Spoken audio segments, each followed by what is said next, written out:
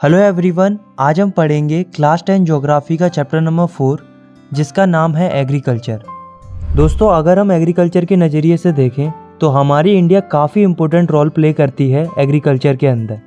India की 2/3 population different type of agricultural activities perform करती है और ये ज़रूरी भी है क्योंकि एग्रीकल्चर एक प्राइमरी एक्टिविटी है जो कि हमारे लिए most of the food produce करती है।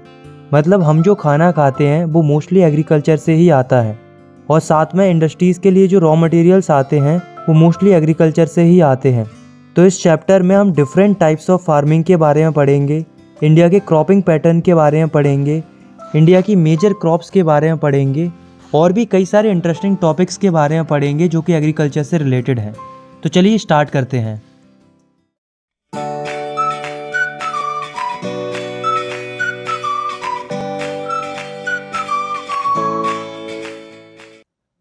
फर्स्ट टॉपिक है हमारा टाइप ऑफ फार्मिंग। इस टॉपिक में हम पढ़ेंगे कि फार्मिंग कितने टाइप की होती है। प्रेजेंट टाइम इंडिया में 3 तरह की फार्मिंग की जाती है। पहली है प्रिमिटिव सब्सिस्टेंस फार्मिंग, दूसरी है इंटेंसिव सब्सिस्टेंस फार्मिंग और तीसरी है कमर्शियल फार्मिंग। तो सबसे पहले हम पढ़ते हैं प्रिमिटिव सब्सिस्टेंस फार्मिंग के बारे में। तो प्रिमिटिव सब्सिस्टेंस फार्मिंग वो फार्मिंग होती है जो कि सेल्फ कंजप्शन के लिए की जाती है या हम कह सकते हैं केवल सर्वाइवल के लिए की जाती है। मतलब इसमें लोग फसल उगाते हैं केवल अपना पेट भरने के लिए। इसमें क्या होता है, लोग छोटे से जमीन के टुकड़े पर खेती करते हैं और ख़ास बात ये है कि ये खेती प्रिमिटिव टूल्स की मदद से की जाती है, यानी कि पुराने टाइम के औजारों की मदद से की जाती है, जैसे कि ह्यू, डाउ, डिगिंग स्टिक्स। इस तरीके के पुराने टूल्स का इस्तेमाल किया जाता है। इस तरह की खेती में घर के लोग ही या कम्युनिटी के लोग ही एज अ लेबर के रूप में काम करते हैं। इस तरह की खेती कम्प्लीटली नेचर पर ही डिपेंड करती है, यानी कि मॉनसून के ऊपर, सॉइल की नेचुरल फर्टिलिटी के ऊपर। मतलब इसमें किसी भी प्रकार की मॉडर्न टेक्निक का यूज़ नहीं करते, ना ही हम मॉडर्न फर्टिलाइजर्स का यूज़ करते हैं, ना ही हम मशीन्स का यूज़ करते हैं। मतलब ये क्रॉप्स नेचुरली उगाई जाती हैं। अब दोस्तों, इस प्रिमिटिव सब्सिस्टेंस फार्मिंग को हम स्लैश एंड बर्न एग्रीकल्चर भी बोलते हैं। क्यों बोलते हैं, चलिए मैं आपको समझाता हूँ। इसमें क्या होता है, एक बड़ा सा एरिया होता है, उसमें से कुछ हिस्से को क्लियर किया जाता है, जिसमें पहले स्लैश किया जाता है यानी कि काटा जाता है, फिर बर्न किया जाता है। इसलिए इसे स्लैश एंड बर्न एग्रीकल्चर बोलते हैं। और जो राख बचती है वो भी एज अ नेचुरल फर्टिलाइजर काम करती है। इतना करने के बाद ये ज़मीन पूरी तरीके से तैयार हो जाती है फसल उगाने के लिए। फिर इस ज़मीन पर खेती की जाती है और जब ज़मीन की फर्टिलिटी कम हो जाती है तो फार्मर शिफ्ट करते हैं, यानी कि दूसरी ज़मीन के टुकड़े को स्लैश एंड बर्न करते हैं। मतलब सेम प्रोसेस के साथ दूसरी नई जगह पर खेती करते हैं। तो ये होती है स्लैश एंड बर्न एग्रीकल्चर। इस तरह की फार्मिंग को अलग अलग जगहों पर अलग अलग नाम से जाना जाता है, जैसे कि नॉर्थ ईस्टर्न स्टेट्स में इसे झमिंग बोला जाता है, Bastar districts of Chhattisgarh and Andaman and Nicobar islands में इसे दीपा बोला जाता है। अब दोस्तों, ऐसा नहीं है कि इस तरह की खेती केवल हमारे भारत में ही होती है, बल्कि इस तरह की खेती पूरे वर्ल्ड वाइड की जाती है। जैसे कि मैक्सिको और सेंट्रल अमेरिका में इसे मिल्पा बोला जाता है, वेनेजुला में कुनुको, सेंट्रल अफ्रीका में मैशूल, वियतनाम में रे, इंडोनेशिया में लदांग। इस तरह से अलग अलग जगहों पर अलग अलग नाम से जाना जाता है। अब हम पढ़ते हैं सेकेंड टाइप ऑफ फार्मिंग के बारे में, यानी कि इंटेंसिव सब्सिस्टेंस फार्मिंग के बारे में। तो इंटेंसिव सब्सिस्टेंस फार्मिंग वो फार्मिंग होती है जो कि हम सेल्फ कंजप्शन और सर्वाइवल के लिए ही करते हैं। मतलब इसका भी मेन ऑब्जेक्टिव यही है कि लोग अपना खुद का पेट भर सके। पर खास बात ये है कि ये थोड़ी ज़्यादा लोगों का पेट भरने के लिए की जाती है। मतलब इस तरह की फार्मिंग उन जगहों पर की जाती है जहाँ पर पॉपुलेशन ज़्यादा होती है और लैंड कम होती है। इसीलिए इंटेंसिव सब्सिस्टेंस फार्मिंग में मॉडर्न इनपुट का और मॉडर्न मशीन्स का ज़्यादा इस्तेमाल किया जाता है, जैसे कि modern fertilisers, pesticides, tractor, harvester, thresher etcetera. इस तरह की मॉडर्न चीज़ों का ज़्यादा इस्तेमाल किया जाता है ताकि कम ज़मीन से ही ज़्यादा पैदावार निकाली जा सके और ज़्यादा लोगों का भरण पोषण हो सके। इस तरह की फसल उगाने के लिए लोग मॉनसून या नेचुरल रेनफॉल के ऊपर ही डिपेंडेंट नहीं रहते, बल्कि वो ट्यूबवेल्स और कैनल्स का भी यूज़ करते हैं। और तो और दोस्तों, इस तरह की खेती के लिए लेबर्स को भी हायर किया जाता है। अब हम समझते हैं थर्ड टाइप ऑफ फार्मिंग के बारे में, जो कि है कमर्शियल फार्मिंग। तो कमर्शियल फार्मिंग वो फार्मिंग होती है जिसको करने का मेन ऑब्जेक्टिव होता है पैसा कमाना। मतलब इस टाइप की खेती में फार्मर्स ज़्यादा मात्रा में मॉडर्न इनपुट्स का इस्तेमाल करते हैं, जैसे कि HYB सीड्स का जो कि ज़्यादा पैदावार देते हैं, केमिकल फर्टिलाइजर्स का, इंसेक्टिसाइड्स का एंड पेस्टिसाइड्स का, और भी बहुत सारी मॉडर्न इनपुट्स और मॉडर्न टेक्नोलॉजी का इस्तेमाल करते हैं ताकि फार्मर्स अपनी ज़मीन पर ज़्यादा पैदावार निकाल सकें और उसे बेचकर पैसे कमा सकें। सिंपली इस तरीके की खेती पैसे कमाने के लिए की जाती है, तभी इसे कमर्शियल फार्मिंग बोला जाता है। तो अभी तक हमने 3 तरीके की फार्मिंग के बारे में पढ़ा। अक्सर क्या होता है कि हमें इन तीनों के बीच का डिफरेंस सही से समझ में नहीं आता है, तो इसे मैं आपको और अच्छे से समझाता हूँ। जैसे मान लो हम चावल की खेती करते हैं केवल अपने सेल्फ कंजप्शन के लिए और छोटी ज़मीन के टुकड़े पर प्लस पुराने टूल्स का यूज़ करके, तो वो होती है प्रिमिटिव सबसिस्टेंस फार्मिंग। वही हम सेम क्रॉप को ग्रो करते हैं modern machines and modern inputs का यूज़ करके और कम ज़मीन पर ज़्यादा पैदावार निकालने के लिए, ताकि ज़्यादा लोगों की फूड डिमांड पूरी हो सके, तो ये होती है इंटेंसिव सबसिस्टेंस फार्मिंग। वहीं अगर हम सेम ही क्रॉप को और बड़ी स्केल पर करते हैं मॉडर्न इनपुट्स और मॉडर्न मशीन्स का यूज़ करके प्लस बेचने के पर्पस से या पैसे कमाने के पर्पस से, तो वो होती है कमर्शियल फार्मिंग। आया समझ में? अब दोस्तों कमर्शियल फार्मिंग का ही एक टाइप है प्लांटेशन। तो प्लांटेशन फार्मिंग क्या होती है, चलिए जानते हैं। तो plantation is also a commercial farming. In this type of farming a single crop is grown on a large area. मतलब पहली बात तो ये है कि प्लांटेशन फार्मिंग एक कमर्शियल फार्मिंग है, मतलब इन्हें सेल करने के पर्पज से उगाया जाता है, यानी कि बेचने के लिए। प्लांटेशन में क्या होता है, एक ही टाइप की क्रॉप को एक बड़े से एरिया में उगाया जाता है, जैसे कि tea, coffee, rubber, sugar cane, banana, ये इंडिया की मेजर प्लांटेशन क्रॉप्स हैं। इन्हें बड़े बड़े एरियाज में उगाया जाता है ताकि इन्हें सेल किया जा सके इंडस्ट्रीज को as a raw material. Next topic है हमारा क्रॉपिंग पैटर्न। देखो इसमें हम ये पढ़ेंगे कि हमारे भारत में एग्रीकल्चर किस तरीके से प्रैक्टिस की जाती है, मतलब हम इंडिया के क्रॉपिंग पैटर्न के बारे में पढ़ेंगे। दोस्तों एक बात तो हम जानते हैं, various types of food and fibres crop, vegetables, fruits, spices and sediments, इस तरीके की कई सारी चीज़ें उगाई जाती हैं। इनमें से कुछ के बारे में हम इस चैप्टर में पढ़ेंगे। अब दोस्तों हमारी इंडिया में 3 क्रॉपिंग सीजन होते हैं जिनमें अलग अलग क्रॉप्स उगाई जाती हैं। पहला है रबी सीजन, दूसरा है खैरिफ सीजन और तीसरा है ज़ैद सीजन। रबी सीजन में रबी क्रॉप्स उगाई जाती हैं, खैरिफ सीजन में खैरिफ क्रॉप्स उगाई जाती हैं और ज़ैद में ज़ैद क्रॉप्स उगाई जाती हैं। तो चलो हम इन तीनों तरह की क्रॉप्स के बारे में डिटेल से समझते हैं। सबसे पहले हम समझते हैं रबी क्रॉप्स के बारे में। तो रबी क्रॉप्स वो क्रॉप्स होती हैं जो कि विंटर की शुरुआत में बोई जाती हैं, यानी कि अक्टूबर से दिसंबर के महीनों में इन्हें बोया जाता है और समर में यानी कि अप्रैल से जून के महीनों में इन्हें हार्वेस्ट किया जाता है, यानी कि काटा जाता है। रबी क्रॉप्स में आते हैं वीट, वार्ले, पीस, ग्राम, मस्टर्ड, ये कुछ इंपॉर्टेंट रबी क्रॉप्स हैं। दोस्तों ये जो रबी क्रॉप्स हैं वैसे तो ये पूरे देश भर में उगाई जाती हैं, लेकिन मुख्य रूप से अगर हम देखें तो ये मेनली पंजाब, हरियाणा, हिमाचल प्रदेश, जम्मू एंड कश्मीर, उत्तराखंड और उत्तर प्रदेश में उगाई जाती है। नेक्स्ट हम पढ़ते हैं खैरिफ क्रॉप्स के बारे में। तो खैरिफ क्रॉप्स वो क्रॉप्स होती हैं जो कि ऑनसेट ऑफ मॉनसून, यानी कि जब बरसात शुरू होती है, यानी कि जून जुलाई के महीनों में इन्हें बोया जाता है और सितंबर अक्टूबर में इन्हें हार्वेस्ट किया जाता है। खैरिफ क्रॉप्स में आती हैं पैडी, मेज, jowar, bajra, tur, moong, urad, cotton, jute, groundnut and soybean, ये कुछ इंपॉर्टेंट खैरिफ क्रॉप्स हैं। दोस्तों ये जो खैरिफ क्रॉप्स हैं वो मुख्य रूप से असम, वेस्ट बंगाल, उड़ीसा, तेलंगाना, तमिलनाडु, केरला एंड महाराष्ट्र में उगाई जाती हैं। खास बात ये है कि असम, वेस्ट बंगाल और उड़ीसा में तो तीनों फसलें ही पैडी की उगाई जाती हैं, जिन्हें इन स्टेट्स में ओस, अमन और बूरो के नाम से जाना जाता है। नेक्स्ट टॉपिक है हमारा मेजर क्रॉप्स। इस टॉपिक में हम इंडिया की मेजर क्रॉप्स के बारे में पढ़ेंगे जो कि हमारी इंडिया की अलग अलग जगहों पर उगाई जाती हैं, जैसे कि rice, wheat, millets, pulses, tea, coffee, sugar cane, oil seeds, cotton and jute etcetera. इन सब के बारे में हम डिटेल से पढ़ेंगे। तो सबसे पहले हम पढ़ते हैं राइस के बारे में। तो राइस एक स्टेपल फूड क्रॉप है, मतलब बहुत ही कॉमन फूड क्रॉप है जिसे इंडिया के अधिकांश लोगों द्वारा खाया जाता है। हमारी इंडिया पूरे वर्ल्ड में चाइना के बाद सबसे ज़्यादा राइस प्रोड्यूस करती है, यानी कि इंडिया सेकेंड लार्जेस्ट प्रोड्यूसर है राइस का पूरे वर्ल्ड में। चावल को उगाने के लिए हाई टेम्परेचर चाहिए होता है, यानी कि 25 डिग्री से ऊपर का टेम्परेचर चाहिए होता है, प्लस हाई ह्यूमिडिटी और 100 सेंटीमीटर से अधिक की एनुअल रेनफॉल की रिक्वायरमेंट होती है।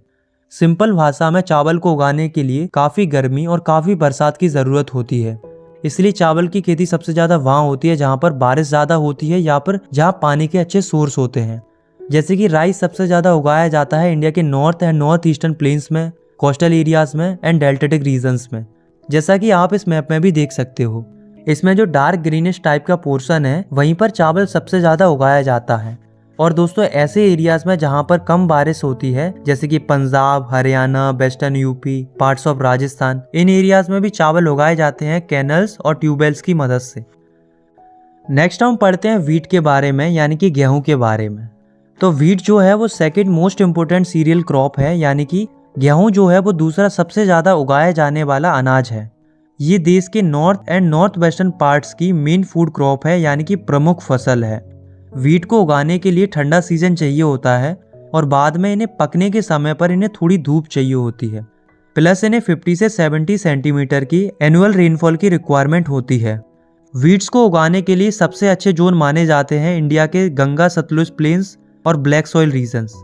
इसीलिए अगर हम बात करें इंडिया के मेजर व्हीट प्रोड्यूसिंग स्टेट्स की तो वो है पंजाब, हरियाणा, उत्तर प्रदेश, मध्य प्रदेश, बिहार एंड राजस्थान। इन राज्यों में जो है सबसे ज़्यादा व्हीट प्रोड्यूस किया जाता है। जैसा कि आप इस मैप में भी देख सकते हो, इसमें जो डार्क वाला हाईलाइटेड पोर्शन है वो मेजर फूड प्रोड्यूसिंग एरिया है। नेक्स्ट हम पढ़ते हैं मिलेट्स के बारे में। मिलेट्स का मतलब होता है मोटे अनाज, या इन्हें कोर्स ग्रेन भी बोलते हैं। अब दोस्तों ये मोटे अनाज भी मेनली 3 प्रकार के होते हैं, ज्वार, रागी एंड बाजरा। ये 3 तरह के इम्पोर्टेंट मिलेट्स होते हैं। ये तीनों ही तरह के मिलेट्स काफ़ी ज़्यादा न्यूट्रिशनस होते हैं, मतलब इनकी न्यूट्रिशनल वैल्यूज़ काफ़ी हाई होती हैं। चलो इन तीनों को एक एक करके अच्छे से समझते हैं। सबसे पहले हम समझते हैं ज्वार के बारे में। तो ज्वार जो है वो तीसरी सबसे इम्पोर्टेंट फूड क्रॉप है with respect to area and production. मतलब ज्वार भारत की तीसरी सबसे ज़्यादा उगाई जाने वाली फूड क्रॉप है। ज्वार एक रेनफेड क्रॉप है, मतलब इसे बारिश चाहिए होती है, इसलिए ये ज़्यादातर ऐसे इलाकों में उगाई जाती है जहाँ पर बारिश अच्छी होती है। इसलिए इस क्रॉप को उगाने के लिए अलग से इरिगेशन करने की ज़रूरत नहीं पड़ती। ज्वार सबसे ज़्यादा उगाया जाता है कर्नाटका, आंध्र प्रदेश, मध्य प्रदेश एंड महाराष्ट्र में। दूसरी अब हम बात करते हैं बाजरा की। तो बाजरा की जो फसल है वो उगाई जाती है सैंडी सॉइल्स और सैलो ब्लैक सॉइल्स के ऊपर। मतलब बाजरा की जो फसल होती है वो हल्की रेतीली मिट्टी और उथली काली मिट्टी पर उगाई जाती है। बाजरा सबसे ज़्यादा उगाया जाता है राजस्थान, उत्तर प्रदेश, महाराष्ट्र, गुजरात एंड हरियाणा में। थर्ड हम पढ़ते हैं रागी के बारे में। तो रागी जो है वो काफ़ी ज़्यादा वैल्यूएबल क्रॉप है। इसमें भरपूर मात्रा में आयरन, कैल्शियम, अदर माइक्रोन्यूट्रिएंट्स और रफेज यानी कि फाइबर पाया जाता है। रागी ड्राई रीजन क्रॉप है, मतलब रागी सूखे इलाकों में, मतलब जहाँ पर बहुत कम बारिश होती है वहाँ पर भी आसानी से उग जाती है। रागी की फसल red soil, black soil, sandy, loamy and shallow black soils पर आसानी से अच्छे तरीके से उगाई जाती है। रागी का मेजर प्रोडक्शन किया जाता है कर्नाटका, तमिलनाडु, हिमाचल प्रदेश, उत्तराखंड, सिक्किम, झारखंड एंड अरुणाचल प्रदेश में। आए समझ में? अब हम पढ़ते हैं नेक्स्ट क्रॉप के बारे में, जो कि है मेज़ यानी कि मक्का। तो मक्का आप लोगों ने ज़रूर देखा होगा और आपने खाया भी होगा। तो मक्का जो है वो एक ऐसी क्रॉप है जो कि फूड भी है और फूडर भी है।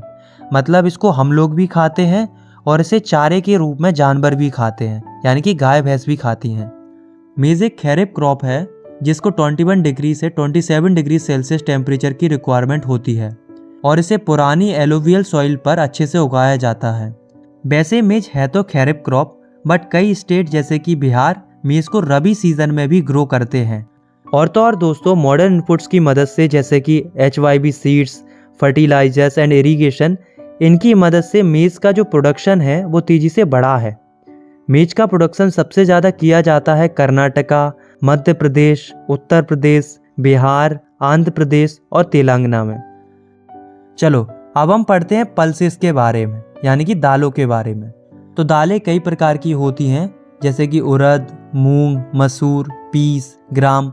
ये कुछ मेजर पल्सेस हैं।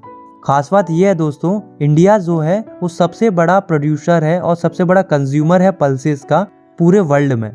मतलब दुनिया में सबसे ज़्यादा दालें हम ही लोग उगाते हैं और सबसे ज़्यादा दालों का कंजप्शन भी हम ही लोग करते हैं, क्योंकि दाल जो होती है वो मेजर सोर्स होती है प्रोटीन का। मतलब दाल में अच्छा खासा प्रोटीन होता है। स्पेशली जो लोग वेजिटेरियन होते हैं उनके लिए दाल एक अच्छा ऑप्शन होता है। और तो और दोस्तों, दालों को उगाने के लिए ज़्यादा पानी की भी रिक्वायरमेंट नहीं पड़ती, बहुत ही कम पानी चाहिए होता है। जहाँ तक कि दालों की फसलें सूखी कंडीशंस में भी आसानी से सरवाइव कर जाती हैं। यूजुअली जो फार्मर्स होते हैं वो दालों को 2 रीज़न से उगाते हैं। पहला, उन्हें खाने के लिए दाल मिल जाती है और दूसरा, दाल उगाने से सॉइल की फर्टिलिटी अच्छी हो जाती है।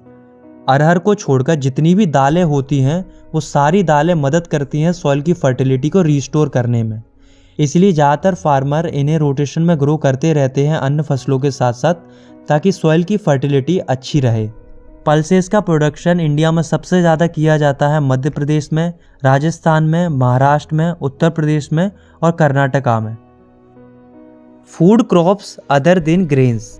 तो दोस्तों, अभी तक हमने कई सारी फूड क्रॉप्स के बारे में पढ़ा जो कि ग्रेन्स थी, यानी कि अनाज थी।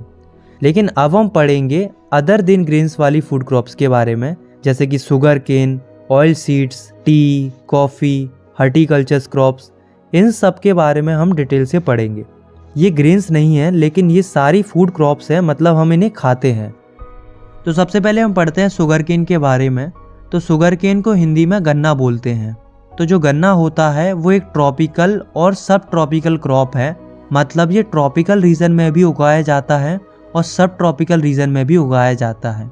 इस फसल को उगाने के लिए 21 डिग्री सेल्सियस से 27 डिग्री सेल्सियस टेम्परेचर की ज़रूरत होती है, प्लस इसे 75 सेंटीमीटर से 100 सेंटीमीटर की रेनफॉल चाहिए होती है, तब जाकर गन्ना अच्छे से ग्रो करता है। अगर किसी रीजन में कम वर्षा होती है तो वहाँ इरिगेशन की रिक्वायरमेंट होती है गन्ना उगाने के लिए। दोस्तों, इंडिया जो है वो सेकेंड लार्जेस्ट प्रोड्यूसर है शुगर केन का पूरे वर्ल्ड में, ब्राज़ील के बाद। गन्ना जो होता है वो मेन सोर्स होता है शुगर का, जैगरी का, खंडसारी का, मोलेसिस का। ये सब गन्ने से ही बनता है। शुगर केन सबसे ज़्यादा प्रोड्यूस किया जाता है उत्तर प्रदेश, महाराष्ट्र, कर्नाटका, तमिलनाडु, आंध्र प्रदेश, तेलंगाना, बिहार, पंजाब एंड हरियाणा में। नेक्स्ट हम पढ़ते हैं ऑयल सीड्स के बारे में। तो देखो, नाम से ही समझ में आ रहा है कि ऑयल सीड्स मतलब ऐसे बीज जिनसे तेल निकलता है। तो दोस्तों, हमारी इंडिया में कई सारी ऑयल सीड्स की फसलें उगाई जाती हैं, जैसे कि groundnut, mustard, coconut, sesamum, soybean, castor seeds, cotton seeds, linseeds, sunflower. इन सब की फसलें उगाई जाती हैं और फिर बाद में जाकर इनसे तेल निकाला जाता है, इसलिए इन्हें ऑयल सीड्स बोलते हैं। अगर हम अपनी इंडिया की बात करें तो हमारी इंडिया 3rd लार्जेस्ट प्रोड्यूसर है ऑयल सीड्स की, आफ्टर कनाडा एंड चाइना। मतलब कनाडा और चाइना के बाद हम सबसे ज़्यादा ऑयल सीड्स प्रोड्यूस करते हैं। तो जितनी भी ये जो ऑयल सीड्स होते हैं उनमें से ज़्यादातर का इस्तेमाल हम खाने के लिए करते हैं। आप सभी को पता है कि जब हम खाना बनाते हैं तब हम ऑयल को as a cooking medium use करते हैं। इनमें से कुछ ऑयल सीड्स को एज अ रॉ मटेरियल भी यूज़ किया जाता है सोप प्रोडक्शन के लिए या अदर कॉस्मेटिक वगैरह में यूज़ करने के लिए। अब दोस्तों, ये जो इतने सारे ऑयल सीड्स हैं इनमें से कुछ के बारे में हम थोड़ा सा डिटेल से पढ़ते हैं, जैसे कि ग्राउंड नट के बारे में। तो ग्राउंड नट एक खैरिफ क्रॉप है और जितने भी ऑयल सीड्स हैं उनमें से सबसे ज़्यादा प्रोडक्शन ग्राउंड नट का ही होता है। यानी कि ऑयल सीड्स के टोटल प्रोडक्शन का आधा भाग इसी क्रॉप से आता है। इसीलिए 2018 में इंडिया सेकेंड लार्जेस्ट प्रोड्यूसर था मूंगफली का, आफ्टर चाइना।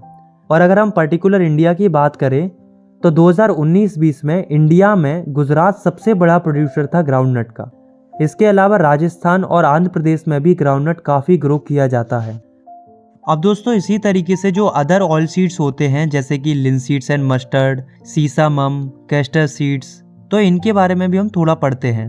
तो जो लिनसीड्स एंड मस्टर्ड है तो ये जो है वो रबी क्रॉप्स होती हैं, यानी कि सर्दियों में ग्रो होती हैं। इसी तरीके से जो सीसामम है वो नॉर्थ में खैरिफ क्रॉप है और साउथ में रबी क्रॉप है। इसी तरीके से जो कैस्टर सीड्स हैं वो दोनों के रूप में ग्रो होते हैं, rabi crop as well as kharif crop. अब दोस्तों, अब हम पढ़ते हैं नेक्स्ट क्रॉप के बारे में, जो कि है टी, यानी कि चाय। तो चाय एक प्लांटेशन एग्रीकल्चर का एग्जाम्पल है। मतलब चाय प्लांटेशन के रूप में उगाई जाती है मतलब बड़े बड़े मैदानों में चाय की खेती की जाती है। चाय एक इम्पोर्टेंट बेवरेज क्रॉप है, यानी कि एक ड्रिंक है जिसे लोग कंज्यूम करते हैं। इसे शुरुआत में अंग्रेज हमारे देश भारत में लेकर आए थे। तब से लेकर आज तक देश के ज़्यादातर लोग चाय को पीते हैं। और ख़ास बात ये है, आज के टाइम पर जो ज़्यादातर टी प्लांटेशन है उनके मालिक भारतीय हैं। चाय की खेती ट्रॉपिकल और सब ट्रॉपिकल रीजन दोनों में ग्रो हो जाती है, पर चाय की खेती को करने के लिए deep, fertile, well drain soil चाहिए होती है। मतलब काफ़ी गहरी, फर्टाइल और हल्की नमी वाली मिट्टी चाहिए होती है। मतलब मिट्टी पर पानी ठहरना नहीं चाहिए, प्लस वो मिट्टी ह्यूमस और ऑर्गेनिक मैटर से भरपूर होनी चाहिए। इसके साथ साथ टी को ग्रो करने के लिए वार्म क्लाइमेट चाहिए होता है, यानी कि थोड़ा गर्म प्लस बिना ओस वाला क्लाइमेट चाहिए होता है। इसके साथ साथ फ्रिक्वेंट शावर्स भी चाहिए होते हैं, मतलब हल्की हल्की बरसात भी चाहिए होती है ओवर द ईयर, ताकि जो चाय की पत्तियां हैं वो अच्छे से ग्रो कर पाए। T is a labour intensive industry, यानी कि टी एक लेबर इंटेंसिव इंडस्ट्री है। मतलब टी को ग्रो करने के लिए, मैनेज करने के लिए और जो पत्तियां तोड़ी जाती हैं उनके लिए काफ़ी लेबर चाहिए होती है। इंडिया के अंदर सबसे ज़्यादा टी प्रोड्यूस की जाती है Assam, hills of Darjeeling, Jalpaiguri districts, West Bengal, Tamil Nadu, Kerala, ये मेजर टी प्रोड्यूसिंग स्टेट्स हैं। तो अभी तक हमने टी के बारे में पढ़ा था, अब हम पढ़ेंगे कॉफ़ी के बारे में। तो दोस्तों, इंडिया की कॉफ़ी पूरे वर्ल्ड में फेमस है अपनी गुड क्वालिटी के लिए। आज के समय में इंडिया में अरेबिका नाम की एक कॉफ़ी की वैरायटी प्रोड्यूस की जाती है, जो कि शुरुआती समय में यमन से लाई गई थी। इस कॉफ़ी की पूरे वर्ल्ड में डिमांड है। इसका कल्टीवेशन शुरुआती समय में बाबा बूदान हिल से शुरू हुआ था और आज इसका कल्टीवेशन नीलगिरी की पहाड़ियों पर होता है, जो कि कर्नाटका, केरला एंड तमिलनाडु में लोकेटेड है। नेक्स्ट हम पढ़ते हैं हॉर्टिकल्चर के बारे में। तो हॉर्टिकल्चर का मतलब होता है cultivation of fruits and vegetable. मतलब हम जो फल और सब्जियां उगाते हैं या उनकी खेती करते हैं, तो ये हॉर्टिकल्चर में आता है। तो अगर हम बात करें इंडिया की, तो फल और सब्जियां उगाने के मामले में इंडिया सेकंड लार्जेस्ट प्रोड्यूसर है पूरे वर्ल्ड में आफ्टर चाइना। इंडिया काफ़ी इम्पोर्टेंट प्रोड्यूसर है मटर का, कॉलीफ्लावर का, ऑनियन का, कैबेज का, टोमेटो का, ब्रिंजल का एंड पोटैटो का। इसी तरह से इंडिया के अंदर हर तरह के फ्रूट्स भी प्रोड्यूस किए जाते हैं, चाहे वो ट्रॉपिकल फ्रूट्स हों और चाहे वो टेम्परेट फ्रूट्स हों। इन सब की डिमांड काफ़ी ज़्यादा रहती है पूरे वर्ल्ड वाइड। जैसे कि मैंगोस, जो कि काफ़ी ज़्यादा उगाया जाता है महाराष्ट्र, आंध्र प्रदेश, तेलंगाना, उत्तर प्रदेश एंड वेस्ट बंगाल में। इसी तरीके से ऑरेंजेस हैं, जो कि नागपुर एंड चिरापुंजी में सबसे ज़्यादा उगाए जाते हैं। इसी तरीके से banana of Kerala, Mizoram, Maharashtra and Tamil Nadu, litchi and guava of Uttar Pradesh and Bihar, pineapple of Meghalaya, grapes of Andhra Pradesh, Telangana and Maharashtra, apple, pears, apricots and walnuts of Jammu Kashmir and Himachal Pradesh. इन सब की बड़ी डिमांड रहती है पूरे वर्ल्ड वाइड। अब दोस्तों, अब हम पढ़ते हैं नॉन फूड क्रॉप्स के बारे में।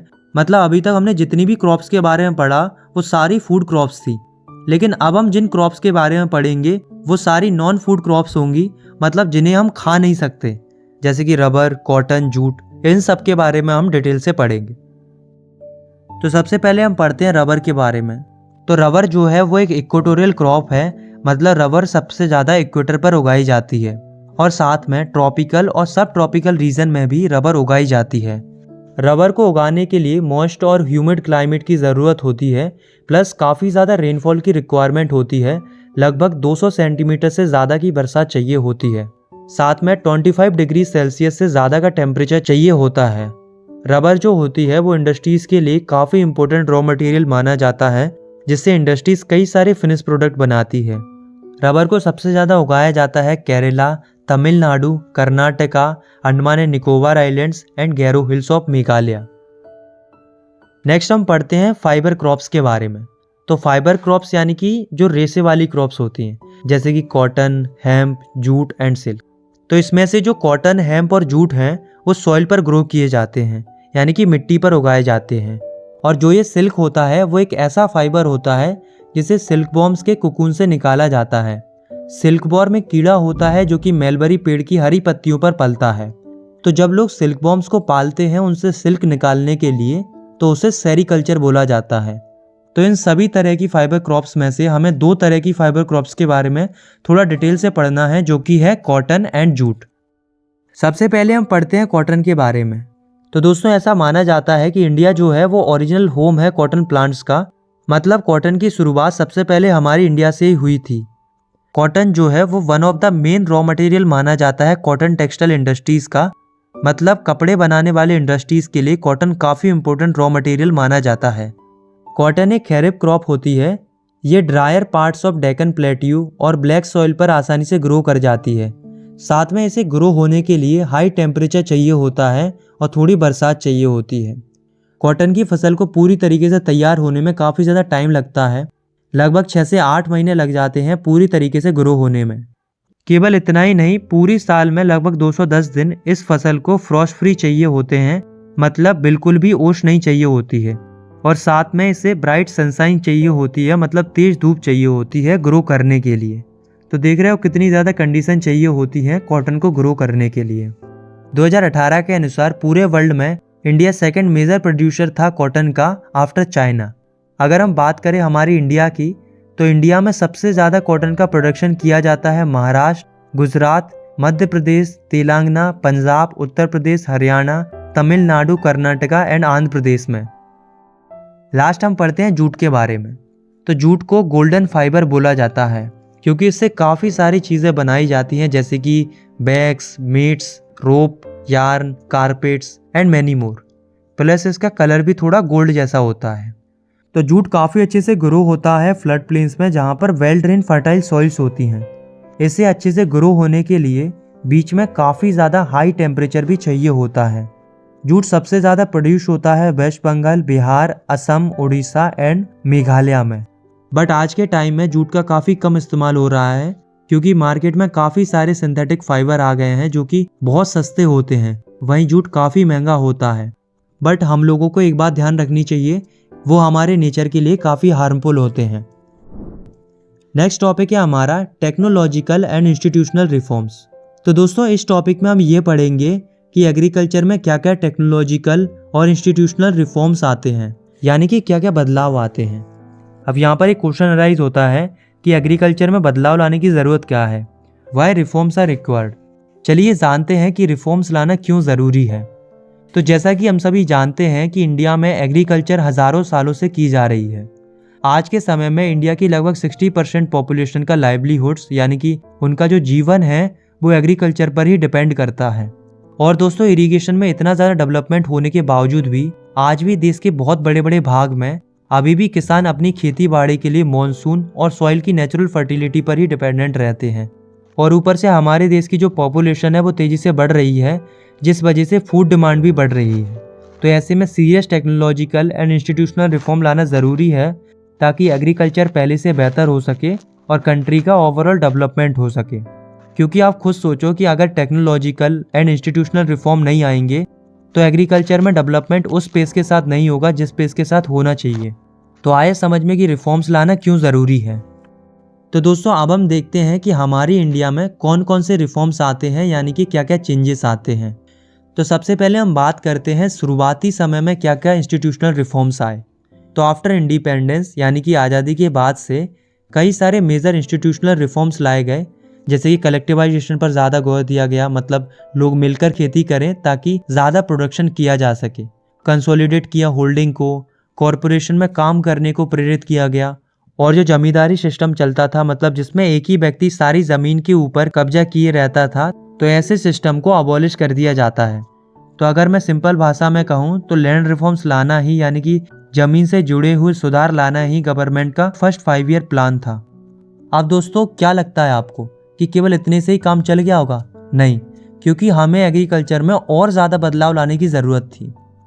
तो ऐसे में हमारी गवर्नमेंट क्या करती है, इंडियन एग्रीकल्चर को इम्प्रूव करने के लिए 1960s में ग्रीन रेवोल्यूशन स्टार्ट करती है और 1970s में वाइट रेवोल्यूशन स्टार्ट करती है। ग्रीन रेवोल्यूशन की मदद से फार्मिंग को बेहतर बनाने का प्रयास किया गया था और वाइट रेवोल्यूशन में हमने मिल्क प्रोडक्शन पर ध्यान दिया था।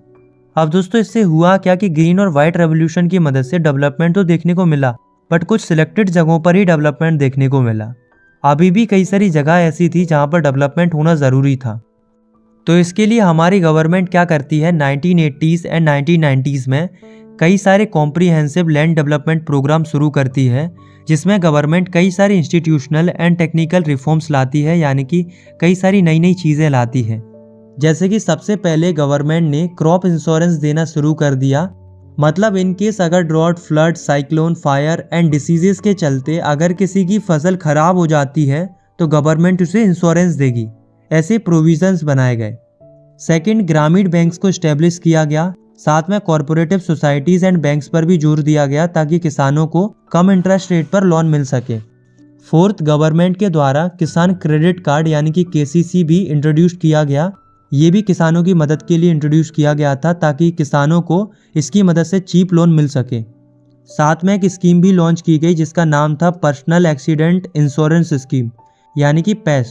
इसकी मदद से फार्मर्स अपनी फसलों को इंश्योर कर सकते थे।